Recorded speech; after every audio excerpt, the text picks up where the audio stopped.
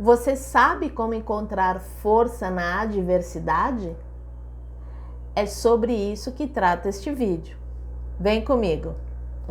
Tudo começou lá atrás, quando eu tinha 14 anos, em pleno Natal, ao som de Noite Feliz, eu vi meu pai fechar os olhos para sempre.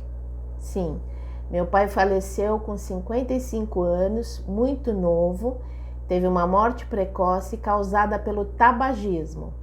Meu pai fumava 5 maços de cigarro por dia e morreu de efisema pulmonar, na minha frente. E aquilo foi um trauma para mim, porque eu nunca tinha visto ninguém morrer, né? Nunca tinha ido no enterro de ninguém até então, e de repente vi o meu próprio pai falecer na minha frente, em pleno Natal. Então foi um choque muito grande que me causou um trauma que eu carreguei por 33 anos. Então foi muito difícil, né? O Natal perdeu completamente o brilho para mim e aí eu não sabia que isso era um trauma, né? E fui carregando isso, né? Se tornou uma adversidade isso, porque você perder o pai e a mãe já é complicado, mas você ver o pai ou a mãe morrer na sua frente, aí e quando você ainda é adolescente, né? Aí a coisa muda de figura, né? Então, essa foi a primeira adversidade que eu sofri na vida. E precisava encontrar força em algum lugar para conseguir seguir com a minha vida, sem ficar presa a aquela cena horrível de ver o pai morrer. Então, eu encontrei força na música, né? Porque eu simplesmente saí do colégio que eu estudava, né? Porque minha mãe já não podia mais pagar um colégio de excelência como aquele que eu estudei. Então me colocou num colégio, era um colégio de padres, né? Muito rígido, com muita disciplina. E meu pai estudava comigo. E aí então minha mãe me tirou daquele colégio e me colocou num colégio de freiras, né? Que era um colégio de orientação para humanas. Que aí sim eu me encontrei, porque eu sou de humanas, né? Eu não sabia, mas eu sou de humanas. Então ali eu também encontrei forças nos meus amigos e que eu fiz ali naquele colégio, e também na música, porque eu tinha ido fazer aulas de violão clássico. Quando eu fiz 15 anos, meu avô me deu um violão de presente, que era dele, um violão de Giorgio, que era fora de série, feito pelo próprio Romeu de Giorgio, o dono dessa marca importantíssima de violões. E aí então eu fui procurar o melhor professor de violão que tinha na época e fiz violão clássico. E eu lembro que teve dias que eu sentia saudades do meu pai e eu chorava enquanto eu tocava o violão, né? O violão, a música me ajudou a superar, né, o luto da perda do meu pai, a quem eu amava muito. Então, no colégio novo, eu formei uma banda só de meninas, né? A banda à toa, olha o nome da banda. E eu era baixista, então eu comecei a fazer aulas de contrabaixo também. E ali eu me encontrei, né, com as minhas amigas e com o colégio, com a área de humanas e com a música, que sempre permeou a minha vida. Então, eu encontrei forças aí, né? E quais são as forças de caráter que estavam por trás disso?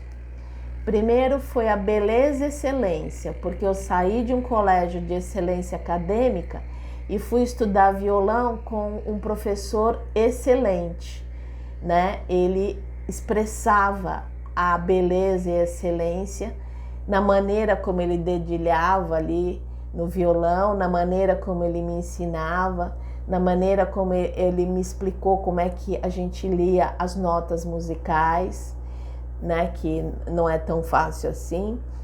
Então, e ele me ensinou a ser excelente na música também, né? Não só academicamente, mas também na música. E lá na escola de freiras tinha uma professora de português que ela ensinava também com excelência, e eu aprendi a falar e escrever português com excelência, né? Raríssimas vezes eu erro português, né? Ortografia também, conjunção dos verbos, né? Então, até hoje eu trago comigo aquela força de caráter da beleza e da excelência, porque eu fui treinada nessa força e essa força me catapultou para fora do luto, para fora da tristeza que eu vivia ali por conta da morte do meu pai. E devido a esse aprendizado, né, que é outra força de caráter a qual eu me agarrei, né, com unhas e dentes, o gosto pelo aprendizado, essa força de caráter me ajudou a mudar de nível, porque eu terminei o terceiro colegial, né, na época, hoje é ensino médio, então eu terminei e entrei em terceiro lugar na faculdade de jornalismo, graças à redação que eu fiz, que me colocou lá no topo do ranking dos candidatos ao curso de jornalismo. E depois eu me formei em jornalismo e graças ao português, né, que eu aprendi lá atrás com aquela professora que ensinava com excelência. Então, eu encontrei essa força, né, e comecei a trilhar a minha vida por esse caminho, o caminho da beleza e da excelência. E anos atrás que eu vim descobrir que a apreciação da beleza e da excelência é uma força de caráter.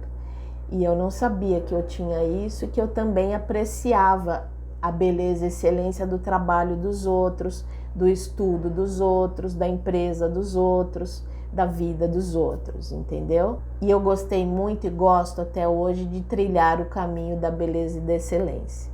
Então, este foi um caminho que eu trilhei, né? Foi uma força que eu encontrei para superar o luto, né? A perda do meu pai e o trauma que eu fiquei de vê-lo morrendo na minha frente. Depois, passaram-se anos e eu estava cursando o último semestre do curso de jornalismo na faculdade, quando de repente eu comecei a levar uns tombos, né? Não conseguia mais andar direito, tinha muita fraqueza nas pernas, depois essa fraqueza subiu para os membros superiores, então eu não tinha força para levantar os braços, nem para mexer as mãos, os dedos, nada. E essa fraqueza foi subindo e dificuldade para deglutir, para engolir os alimentos, e depois foi subindo e dificuldade para abrir os olhos, né? Eu tinha diplopia, que é uma visão dupla, aí depois as pálpebras eu não tinha força para mantê-las abertas, então eu fiquei com ptose bilateral, né, palpebral, então as duas pálpebras não tinha força para ficar de pé, assim, né, como estão agora, e aí foi subindo. Então eu fiquei dos pés à cabeça, sem força nenhuma, em músculo nenhum, né, só funcionava a minha mente e o meu coração. O resto do meu corpo parou literalmente de funcionar. Eu permaneci vários meses deitada numa cama. Algumas vezes eu conseguia ficar na cadeira de rodas, mas era muita força que eu tinha que fazer para manter minha cabeça em cima do pescoço, que eu não tinha a menor força para fazer isso, né? Eu não tinha força, então eu permaneci deitada por meses. E aí tive que encontrar força no meio dessa adversidade, porque veio o diagnóstico de miastenia graves, uma doença autoimune neuromuscular que enfraquece os músculos. Conforme a gente usa o músculo, eles vão ficando mais fracos. Ao invés de ser como todo mundo. Quanto mais você usa o músculo, mais forte você fica. No caso da miastenia é exatamente o contrário. A gente não pode se exercitar. Então, eu tive que encontrar força nessa mega adversidade que caiu sobre mim quando eu estava no último semestre do curso de jornalismo. E, de novo, eu me apeguei à força de caráter do gosto pelo aprendizado e segui a minha faculdade até o fim, aprendendo a estudar, aprendendo a falar, aprendendo a sobreviver. Daí eu virei uma sobrevivente, né? Então, aprendendo a sobreviver àquela enorme adversidade.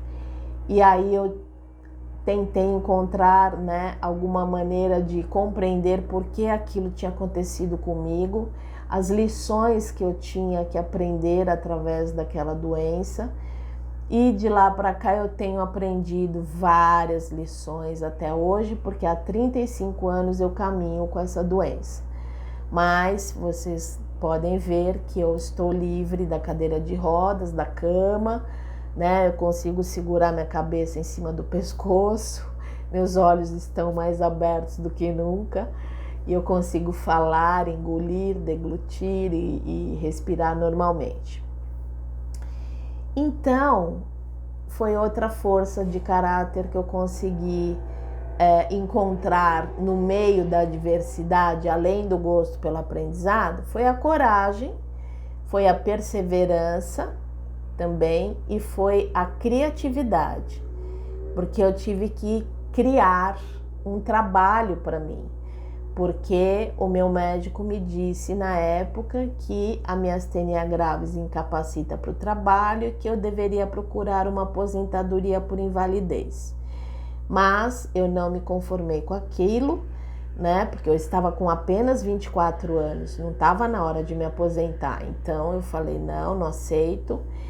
E eu criei um trabalho para mim na época, né? Eu comecei a escrever livros e comecei a fazer assessoria de imprensa.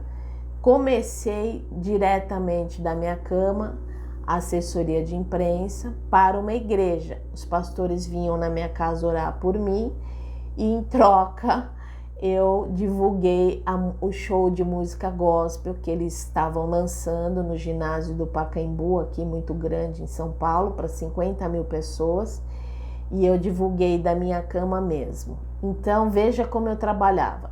Eu estava deitada na cama, eu ditava o texto jornalístico para minha mãe escrever no papel, falando dessas bandas que vieram dos Estados Unidos, porque não existia música gospel até então aqui no Brasil, ninguém tinha ouvido falar e não existia nenhuma banda gospel no Brasil. Então eles trouxeram as bandas dos Estados Unidos.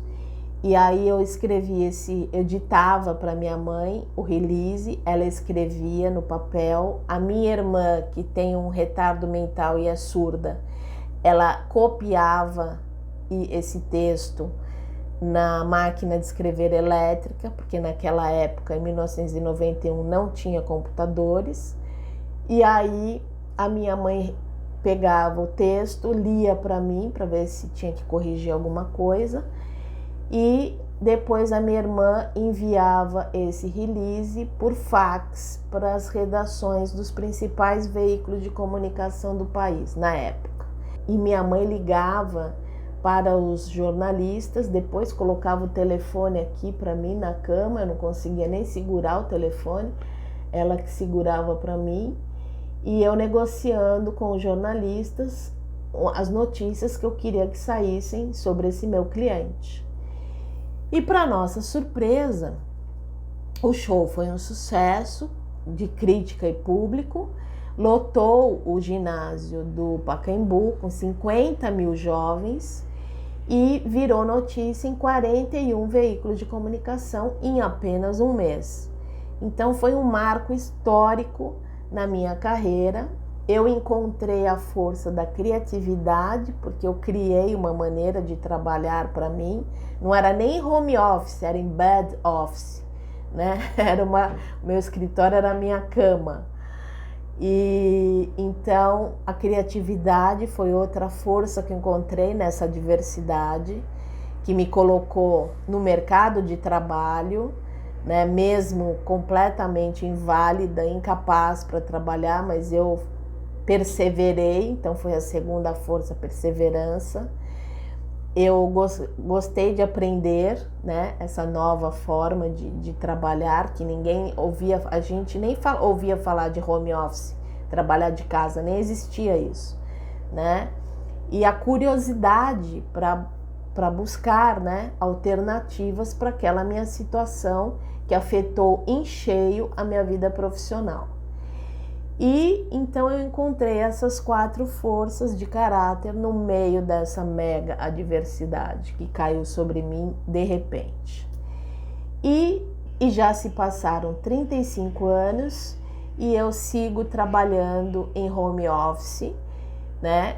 De lá para cá atendi milhares de empresas nacionais e multinacionais de diversos portes e segmentos, e muitos profissionais liberais também de várias áreas, e divulgando todos eles na mídia com excelência.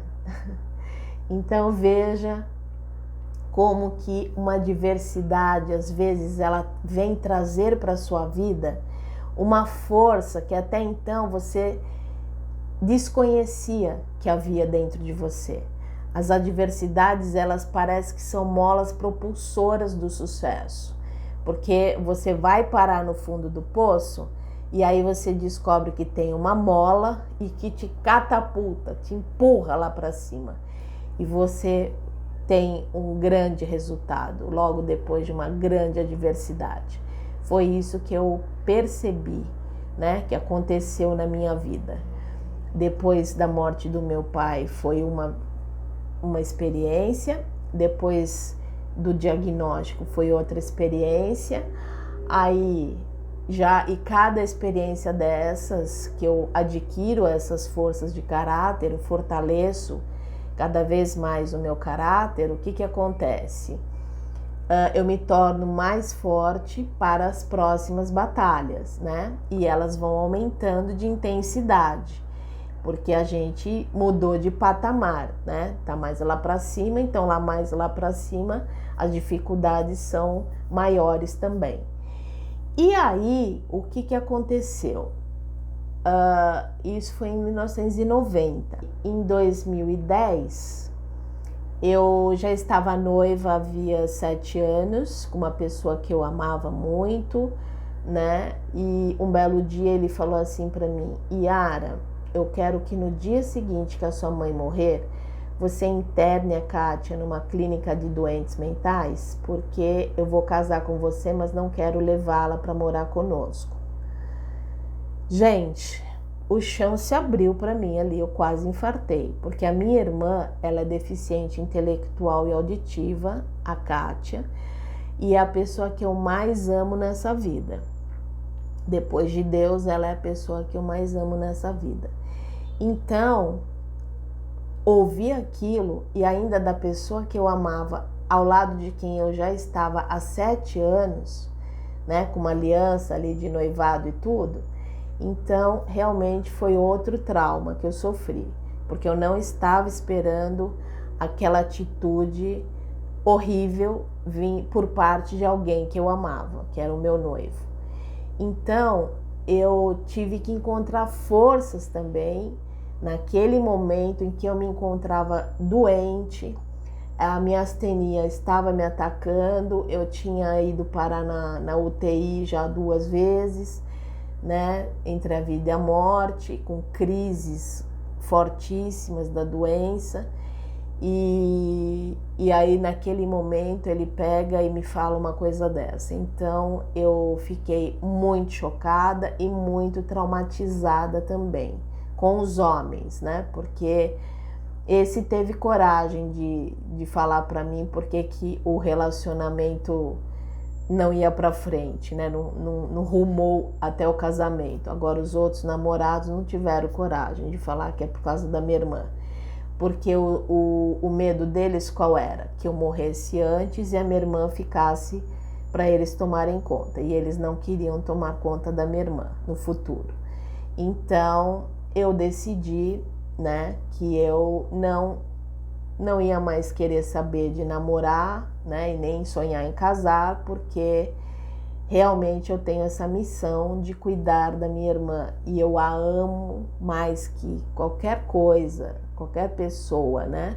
Abaixo de Deus, eu amo demais a minha irmã. Então, eu realmente hoje não sinto falta de ter um companheiro, né, na minha vida que me leve ao casamento, por exemplo, porque eu não quero ter problemas com o meu companheiro e nem problemas com a minha irmã. E a nossa vida está muito bem. E aí então eu busquei força nessa diversidade, aonde?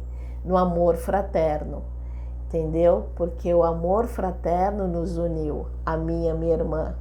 E o amor fraterno não tinha unido a mim e ao meu noivo. Por isso que acabou, entendeu? Porque o amor fraterno ele dura para sempre. Porque ele é um amor incondicional, né? E esse amor que eu tinha com meu noivo não era fraterno, entendeu? Envolvia interesses, né? Envolvia uma série de coisas. Então veja, eu não atendi o objetivo dele, que era internar minha irmã logo após a morte da mãe. Então o relacionamento acabou, né? E naquele momento eu busquei força onde? Na sabedoria, né?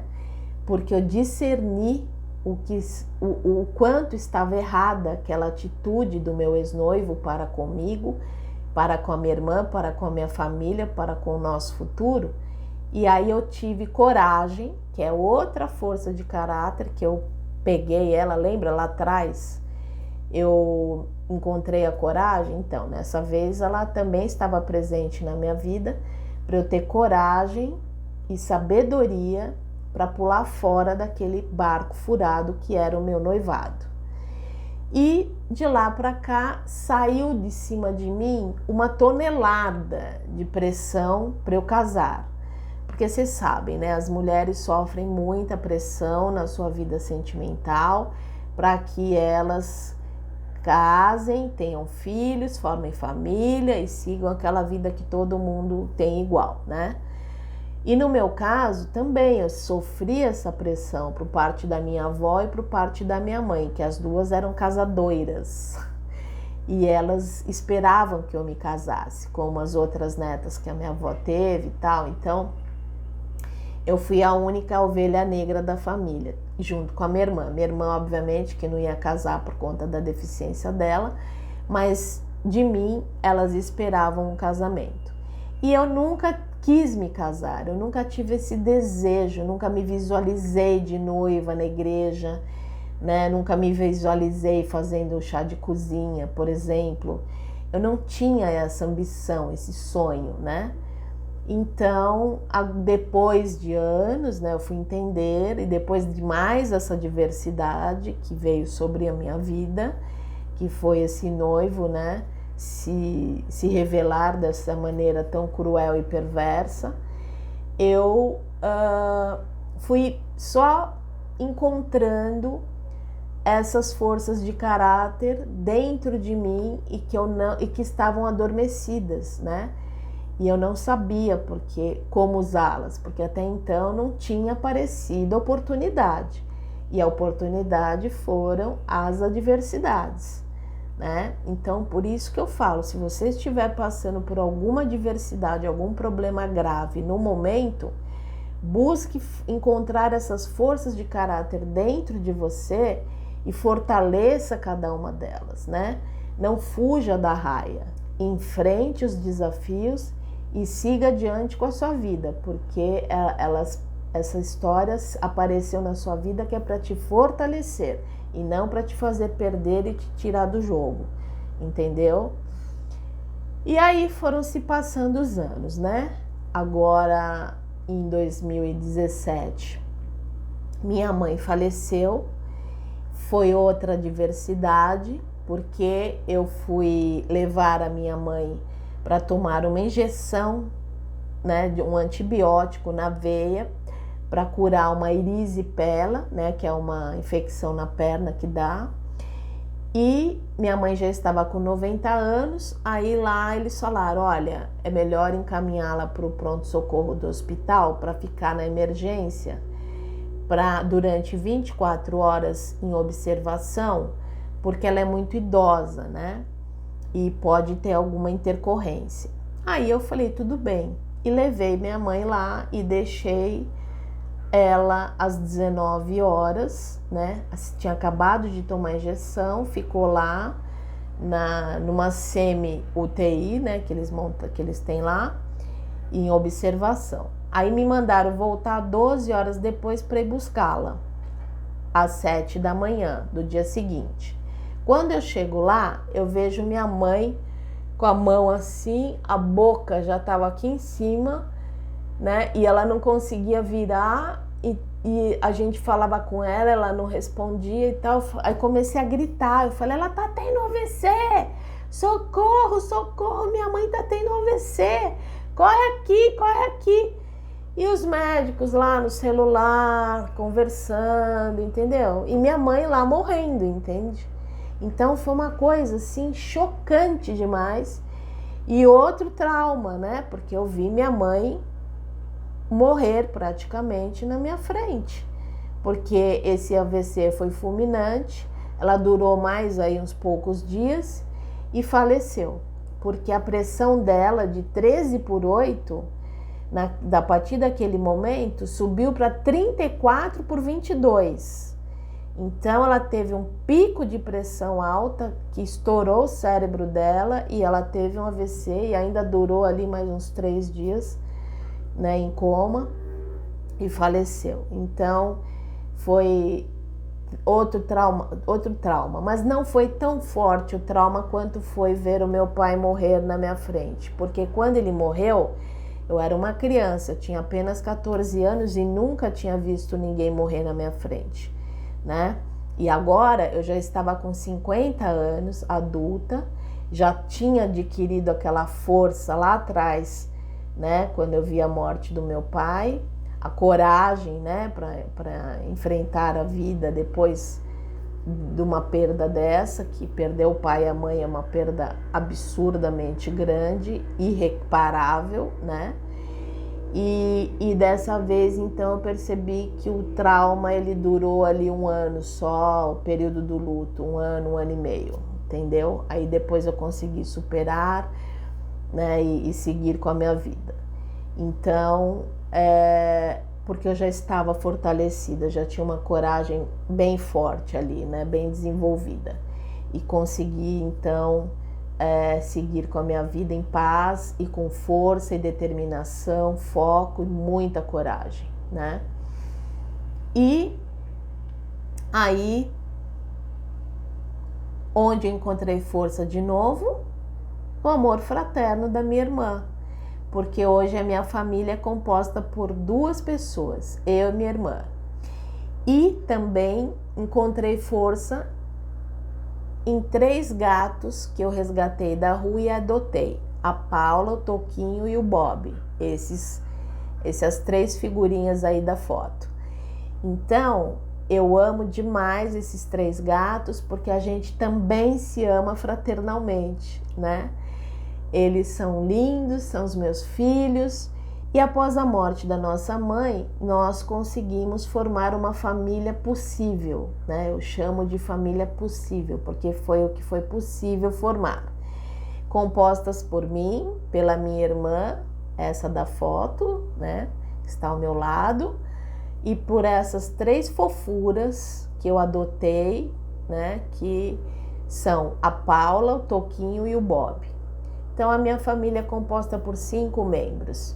E nós estamos unidos pelo amor fraterno e assim vamos permanecer até o final das nossas vidas, se Deus quiser. E encontrei essas forças todas de caráter dentro de mim durante as maiores adversidades que eu sofri na vida. Foram perdas assim, que doeu demais, que durou anos, né, para eu conseguir superar, aceitar e retomar a minha vida depois delas. Então eu digo para você que está tentando superar, né, em compreender, tentar entender por que aconteceu uma coisa dessa com você, por que com a sua família, por que neste momento, né, por que agora. Então, não pergunte por quê, passe a perguntar para quê, né? E passe a olhar para dentro de você e descobrir que tipo de força brotou de dentro de você para que você tivesse força suficiente para superar essas adversidades. Então, é aí que eu quero falar para você que essas forças de caráter nada mais são do que as forças do caráter de Jesus Cristo que habitam em nós. E como Jesus é um vencedor invicto, essas forças nos fazem vencer os desafios, né? Elas são a centelha divina que habitam em nós. É isso que eu descobri. E compartilho com todas as pessoas através deste canal, né, que é Inteligência do Amar, o nome do canal, porque é mais inteligente você amar. Por exemplo, meu noivo, eu tive que perdoá-lo. Perdão é uma força de caráter e é mais inteligente você perdoar e seguir com a sua vida do que não perdoar e ficar empacado ali, parado no mesmo lugar durante anos, com sentimento de raiva, de rancor, de ódio, de vingança, de mágoa, né, que pode até se tornar um câncer, alguma doença incurável. Então é mais inteligente amar do que odiar, não é verdade? Então por isso que eu criei esse conceito inteligência do amar, que é quando a gente tem a intenção de amar ou a Deus, ou a si mesmo, ou ao próximo, ou amar a Deus e o próximo como a si mesmo simultaneamente, e aí você usa as forças de caráter de Cristo que habitam em você para cumprir algum propósito dado por Deus em cada situação que você vai viver. Tanto situações positivas quanto negativas, incluindo até as adversidades. E aí, quando você faz tudo isso, e Deus, ele julga as intenções do nosso coração, porque ele conhece cada pensamento que a gente tem, cada sentimento que está dentro de nós, no nosso coração, e aí então ele nos dá, ou não, uma recompensa à altura, entendeu? Então isso se chama inteligência do amar.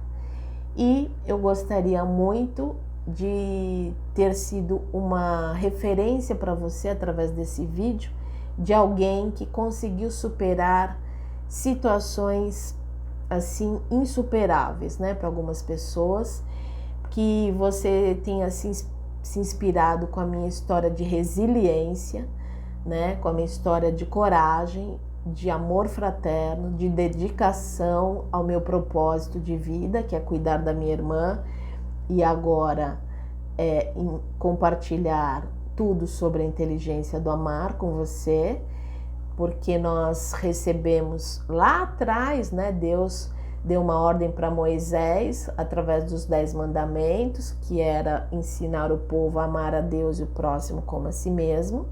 E como Deus não muda, esse mandamento do amar a Deus e o próximo como a si mesmo continua vigente mais do que nunca nos dias de hoje. E hoje é muito mais inteligente a gente se abrir para esse ensinamento, para esse aprendizado do amar nessas 3 dimensões, do que a gente perder nosso tempo e nossa vida e colocar a nossa vida eterna, né? A nossa eternidade em jogo, perdendo o nosso tempo com redes sociais, vendo a vida dos outros, né? Ostentando, que são ricos e famosos e não sei o quê, né, mostrando seus bens materiais e tal, entendeu? Não perca seu tempo levando uma vida fútil e superficial como essa que as pessoas estão vivendo hoje por causa das redes sociais. Foque no que importa, foque no que vai valer ouro, né? Porque agora chegou a inteligência artificial que está em todos os lugares, né? E vai faltar amor, porque a inteligência artificial, ela não tem nada a ver com a inteligência do amar, porque os robôs, eles não conseguem imitar um ser humano expressando a sua humanidade, né? E o que nos torna humanos é a nossa capacidade de amar e sermos amados. Então, quem aprender a amar vai ser uma pessoa extremamente bem-sucedida e diferenciada daqui para o futuro. Então, é por isso que Deus está me levantando neste momento da história da humanidade com este conteúdo e usando o YouTube, que é uma plataforma ideal para compartilhar esse tipo de conteúdo com o maior número possível de pessoas. Por isso eu peço que você se inscreva neste canal, ative o sino das notificações, deixe seu like, faça comentários, que desta forma você me ajudará a levar esse conhecimento a mais pessoas. Assim como chegou até você, pode fazer bem para mais pessoas também, ok? Conto com a sua força, com a sua audiência e até o próximo vídeo.